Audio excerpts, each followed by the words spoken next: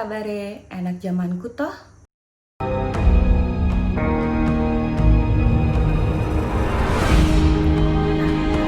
dengar kata-kata itu dari mantan deg-degan nggak? Kalau deg-degan itu berarti tandanya apa? Bareng-bareng? Ya udah, kalau nggak mau ngakuin juga nggak apa-apa kok. Halo everyone, assalamualaikum warahmatullahi wabarakatuh. Gimana nih kabar kalian? Masih sehat kan? Aku berharap kalian sehat-sehat aja ya di masa pandemi ini. Kita akan membahas tentang Bukit Suharto. Sebagian Kabupaten Penajam Pasar Utara dan sebagian Kabupaten Kutai Kartanegara secara resmi ditetapkan sebagai ibu kota negara baru. Di antara dua kabupaten itu, terdapat Taman Hutan Raya yang dijuluki Bukit Suharto. Nah, di Bukit Suharto itu sendiri udah nggak asing lagi guys. Jadi kayak udah menjadi mitos, udah menjadi cerita di masyarakat sekitar bahwa itu tuh kayak sering ada orang yang ngeliat hantu Romusa, cerita-cerita gitu. Jadi Romusa adalah kerja paksa ya guys. Jadi dulu kan kita sempat dijajah oleh Jepang dan itu tuh ada sistem kerja paksa namanya Romusa, dan jadi tuh karena di situ juga banyak yang meninggal di sana, jadi di masyarakat sekitar itu juga percaya kalau misalnya berseliweran hantu-hantu Romusa gitu. Jadi rumor dari mulut ke mulut, dan juga banyak emang orang yang suka ngeliat ataupun kemimpian tentang hantu-hantu Romusa itu. Itu sekali lagi guys, ini baru mitos ya. Jadi kita boleh percaya, boleh enggak, kalian boleh riset sendiri atau kalian boleh tanya-tanya warga sekitar situ. Jangan terlalu percaya mitos atau gimana, cuman ini menurut yang ada dan juga menurut artikel-artikel yang ada. Kalian bisa googling juga sih kalau misalnya kalian masih agak-agak gimana ya gengs. Kayak lagi ini mitos ya geng. Untuk diketahui juga administratif, Bukit Suharto ditetapkan sebagai taman wisata alam berdasarkan surat keputusan Menteri Kehutanan nomor 245. Jadi yang memutuskan Bukit Suharto itu menjadi taman atau objek wisata yaitu Kementerian Kehutanan gitu guys. Kawasan hutan Bukit Suharto sendiri luasnya itu kurang lebih 41.050 hektar. Kalian kebayang gak sih kalau punya tanah yang luasnya kurang lebih 41.050 hektar. Nah, itu bakalan diapain? Untuk jiwa-jiwa pengusaha dan jiwa-jiwa bisnis, pasti kalau aku bakalan manfaatin untuk kos-kosan, untuk apa dan sebagainya. Tapi kan ya, dijadiin objek wisata gitu kan. Jadi kan lebih bermanfaat untuk masyarakat sekitar juga ya. Di pohon-pohon ini bersemayam cerita rumor tentang hantu Romusa. Jadi kayak keangkeran hantu Romusa ini kayak udah jadi mulut ke mulut. Yang lain juga kayak udah percaya kalau oh iya itu seremnya itu karena ada hantu Romusa gitu. Jadi udah menjadi sebuah rumor, menjadi sebuah mitos ya. Mudah-mudahan aja nggak bener ya. Kayak udah sampai ada bukunya juga gitu kayak buku yang menerbitkan tentang hantu Romusa di Bukit Suharto kayak gitu-gitu. Udah data dan lain-lain kalian bisa cek juga ya. Nah, menurut buku tersebut, hantu Romusa itu kerap mengganggu para pengunjung kawasan Bukit Suharto. Menurut mitosnya juga, gangguan yang paling serem itu bahkan sampai menghilangkan orang-orang juga, gengs. Sekali lagi ini mitos ya. Yang diganggu hingga hilang biasanya sulit banget ditemukan jejaknya. Kalaupun ketemu juga kayak udah setengah gila gitu, gengs. Dipercaya keangkeran Bukit Suharto itu timbul karena dulunya tempat ini itu menjadi tempat penyiksaan orang-orang pekerja, yaitu kerja paksa oleh tentara Jepang. Dalam buku Hantupedia, disusun oleh trio hantu cek, hantu Romusa ini kerap menampakkan dirinya sebagai tim Romusa gitu. Jadi kayak jadi dia menampakkan dirinya seperti menjadi orang yang memang Romusa gitu, pekerja paksa, sebagai rombongan Romusa yang mengangkat peti. Nah, di belakangnya mereka itu ada tentara Jepang yang lengkap dengan persenjataannya gitu. Jadi kayak ngikutin dari belakang gitu kan. Kalian tahu kan kerja paksa, dia di depan nih yang pekerja paksa Romusanya, nah tentara Jepangnya di belakang gitu, ngikutin mereka. Orang yang bekerja kayak lagi bekerja di sana itu tuh kayak pernah mengaku, mitosnya ya, mengaku dia pernah diganggu hantu ini tuh. Jadi kayak sampai ke bawah, ke alam bawah sadar gitu, sampai dia kayak ngikutin orang itu lagi. Jadi dia kayak ngelihat memang orang ada pekerja Romusa dan tentara Jepang. Dia itu kayak ngelihat ini nih ngapain gitu kan. Nah, dia ngelihat sampai ngelihat yang bener-bener ngelihat, digiring ke sebuah tempat dan dipaksa menggali tanah. Tanahnya udah digali, peti-peti itu dimasukkan ke lubang galian. Para Romusa itu didorong ke dalam lubang, kemudian diberondong peluru dan digranat dan dilempari granat. Bapak Solikan yang mengaku melihat kekejaman itu langsung mendadak pingsan. Keesokan harinya Bapak Solikan ditemukan oleh rekan kerjanya, dan karena penasaran jadi sebangunnya dia langsung ngelihat ke tempat kejadian dan ternyata nggak terjadi apa-apa. Nah, itu makanya diceritakan mitos atau mungkin dia terbawa ke alam bawah sadarnya dia karena memang kejadiannya dulu itu pernah ada ya. Jadi dia kayak ke bawah-bawah kayak gitu ya. Kita balik lagi ke cerita ini, aku ambil dari pengalamannya Tiara Rizky di Twitter. Bukiswarto itu sekarang jadi kayak taman wisata gitu dan ada yang ngelolanya guys. Juga punya akun Instagramnya gitu. Jadi kalau kita mau ke Bukiswarto itu kita akan ngelewatin kayak dari Samarinda ke Balikpapan, dari Balikpapan ke Samarinda. Jadi mereka dia di Bukiswarto itu adalah jalan alternatif dari Samarinda menuju Balikpapan, begitu juga sebaliknya dari Balikpapan menuju Samarinda. Jadi kayak semacam ya, kalau kita mau ke Samarinda dari Balikpapan akan melewati Bukiswarto, dan kalau mau dari Balikpapan ke Samarinda juga akan, kalau mau dari Samarinda ke Balikpapan juga akan melewati Bukiswarto. Nah, dari Tiara Rizky ini di Twitter, dia menceritakan tentang pengalamannya dia melewati Bukiswarto di malam hari. Bukiswarto sendiri merupakan hutan raya yang dikelola oleh pemerintah. Nah, dia itu belum memiliki penerangan yang cukup untuk di malam hari. Jadi kebayang dong kalau kalian creepy-nya gimana kalau kalian melewati bukit itu malam hari. Apalagi kalau kalian seorang diri dan perempuan. Dan di Twitternya dia membagikan cerita dia pada saat melewati Bukit Suara. Dia itu kerja di Balikpapan dan temennya itu di Samarinda. Jadi dia mau ke rumah temennya. Jadi dia punya jatah libur nih gitu kan. Jatah libur dari kantornya dan dia mau mengunjungi temennya di Samarinda gitu. Teman kuliahnya dia di Samarinda ya. Temu kangen gitu lah gengs. Aku mau namanya jadi Mbak Asri sama Mbak Bunga aja ya. Dia juga seorang pekerja yang kayak kebetulan dapat jatah libur gitu gengs. Nah dia kan kangen sama teman kuliahnya. Nah kebetulan temennya itu tinggal di Samarinda.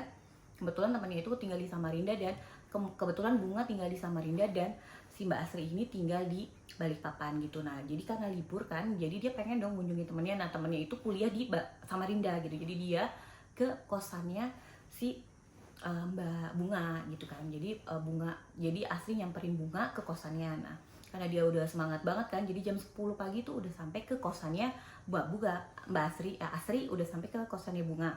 Nah karena mereka tuh kan kayak girls time gitu kan, kayak kita aja kalau lagi kayak cewek-cewek aja kalau misalnya lagi sama teman-teman kan, jadi kayak girls time gitu loh.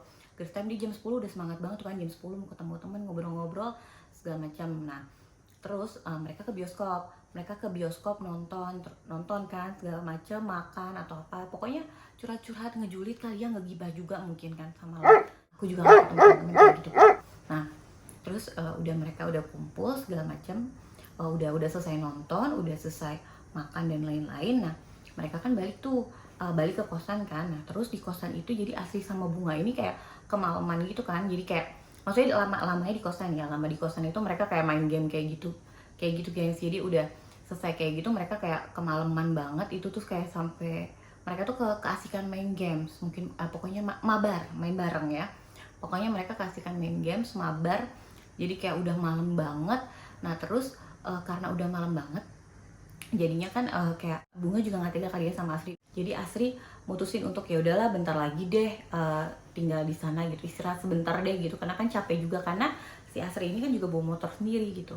Nah terus selesai lama-lama dia itu pasang alarm kan sekitar jam 2 subuh, jam 2 dini hari. Nah dia pas pasang alarm jam 2 dini hari, pas udah bunyi kan dia kayak udah aduh males banget nih harus pulang gitu-gitu kan segala macam. Jadi kayak gitu kan, tapi kan karena dia itu pagi-paginya udah harus kerja lagi gengs ya kan, mau gak mau Asrinya harus pulang. Jadi jam 2 dia bangun, dia siap-siap, dia mau pulang, dia nyalain motornya. Terus si Bunga bilang gini, yakin kamu mau pulang jam segini, nanti ada yang ngikutin loh, kayak gitu. Jadi kayak sebenarnya mungkin bercandaan ya, cuma memang omongan itu doa ya. Jadi kayak udah akhirnya dia ya nggak peduli lagi lah, dia langsung mikirin aduh besok kerja kayak kita aja gengs mikirin besok Senin kayak gitu, mau nggak mau ya udah dia pulang kan. Jadi di perjalanan nggak lama di perjalanan tiba-tiba tuh kayak motornya mogok gitu, aduh ya ampun. Ternyata tuh jalanan jam 2 dini hari tuh nggak asik banget. Pasti Asrinya juga nyesel ya, kelamaan mabarnya juga.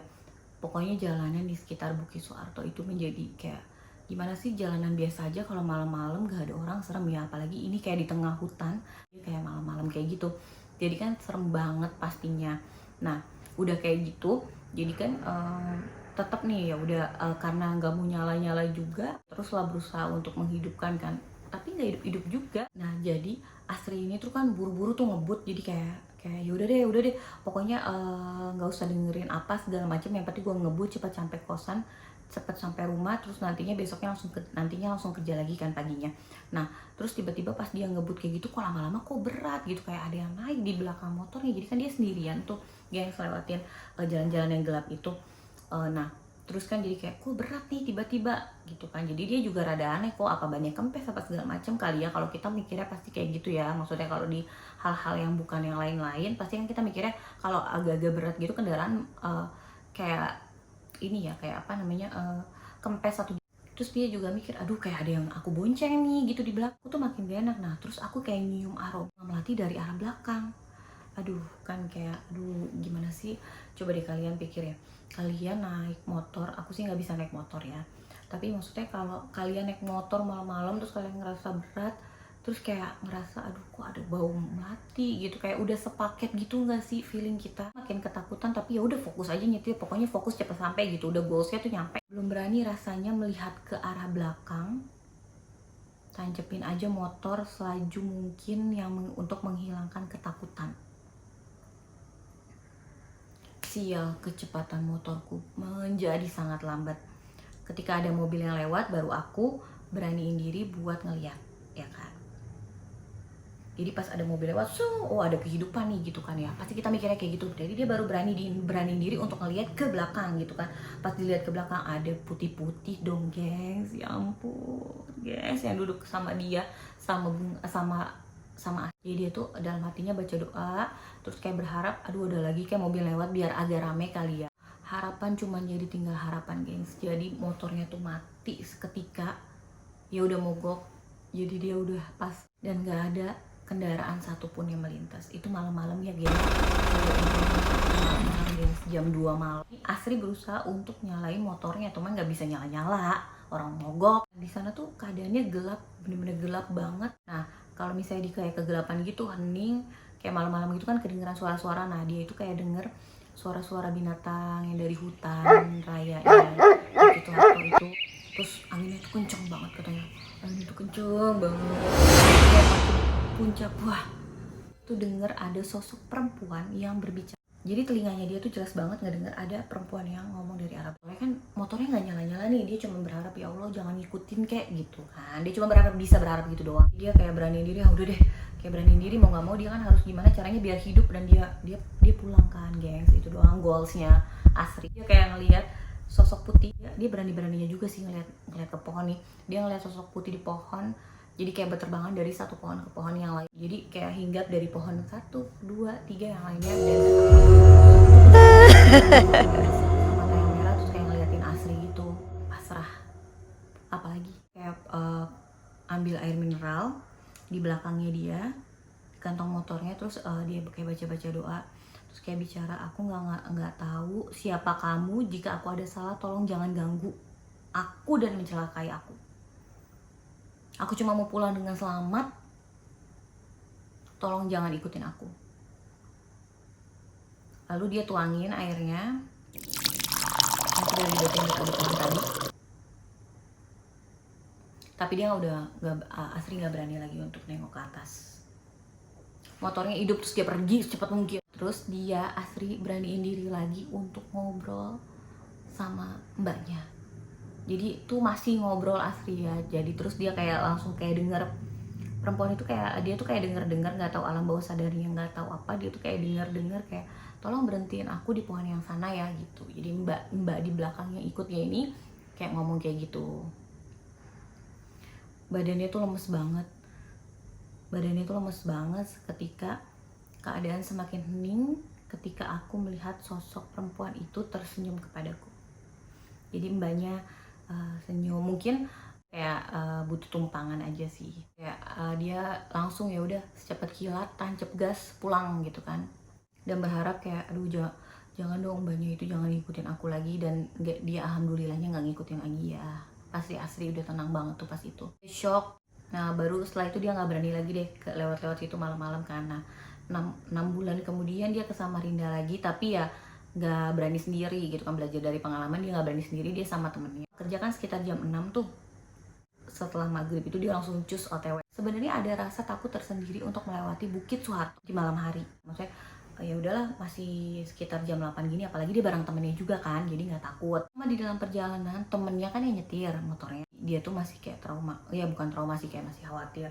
Aduh, karena pernah kejadian pada diri dia sendiri. Temennya itu terus kayak berhenti di warung gitu, ya dia rada aneh sih, kok ada warung ya di tengah-tengah itu. Nah jadi kayak berhenti di warung, temennya kayak aus kali ya, beli minum ya Asri kayak ya udahlah beli aja sana, aku jagain di sini aja. Langsung kayak mikir kok aneh ya, ada warung di sini. Warungnya itu ada penerangannya kayak pakai obor-obor gitu, kayak zaman dahulu banget ya. Kayaknya sih zaman sekarang udah nggak ada lagi ya nggak sih obor. Asri itu kayak ngelihat orang yang di warung itu pun kayak orang-orang zaman dulu yang pakaiannya masih pakaian-pakaian zaman dahulu kala gitu loh, masih kayak ya bukan pakaian-pakaian orang-orang sekarang gitu, mungkin dasternya beda atau apanya beda, pakai sarung tuh sanggul. Rasanya aneh banget ada warung sekitar sini, kayak perasaan waktu itu nggak ada gitu. Asri bilang, karena Asri kan sering lewat ya frekuensinya dulu. Nah dia setelah 6 bulan baru lewat lagi nih. Akhirnya tuh setelah temennya beli minum, dia tuh kayak ngerasa ada yang manggil, terus dia akhirnya kayak berani diri nengok di belakang, terus dia nggak ngeliat ada warung itu, geng. Seringnya tuh kayak diem aja, jadi kayak ngerasa gimana ya, itu kan kayak baru langsung kejadian kayak gitu kan, terus dia kayak ngerasa bukan waktu yang tepat gitu loh buat dia ceritain ke temennya. Terus kayak nanti takutnya temennya gimana, karena kan dia pernah ngalami sedangkan temennya ini enggak gitu kan, dan sedangkan temennya mengendarai motornya. Nah pas udah lewat baru dia cerita ke temennya, dia baru berani cerita. Udah lewat tuh sepanjang 41 hektar itu udah kelewatan, dia baru berani cerita ke temennya. Ternyata temennya Asri ini juga ngerasain keganjilan, karena pas nanya-nanya gitu ke ibu warungnya, dia kayak nggak jawab apa-apa. Nanya harga minuman ini berapa ya bu gitu, kayak nggak jawab apa-apa. Tatapannya kosong, pucet, raut mukanya juga kayak pucet, dan diamnya ibu itu tuh kayak ngebuat bulu kuduknya dia merinding. Kasih aja uangnya, ibu itu kayak langsung ngasih uang kembalian di motornya gitu kan, ditaruh. Nah terus dia periksa di motornya, ternyata nggak ada, cuman kayak ada dedaunan kering doang. Dan itu tuh kayak ngebuat Asri sama temennya ya udah nggak malam-malam lagi untuk ke Balikpapan. Harinya tuh kayak dia dari Samarinda ke Balikpapan nggak pulang malam-malam. Dia Asrinya ini kayak ngerasa ya udah dia mutusin untuk nggak akan pernah lagi ngelewatin Bukit Suharto pada malam hari karena minimnya penerangan dan rawan kecelakaan lalu lintas. Gimana gengs, kalau kalian jadi Mbak Asri yang ngalamin langsung kayak gitu? Mudah-mudahan kita nggak pernah ngalamin hal-hal kayak gitu ya gengs ya. Sekian dulu ceritanya gengs. Oke, terima kasih. Terus kalau misalnya kejadian kayak gitu menimpa kalian tuh, kalian bakal gimana sih gengs? Oke, sekian dulu ya, bye.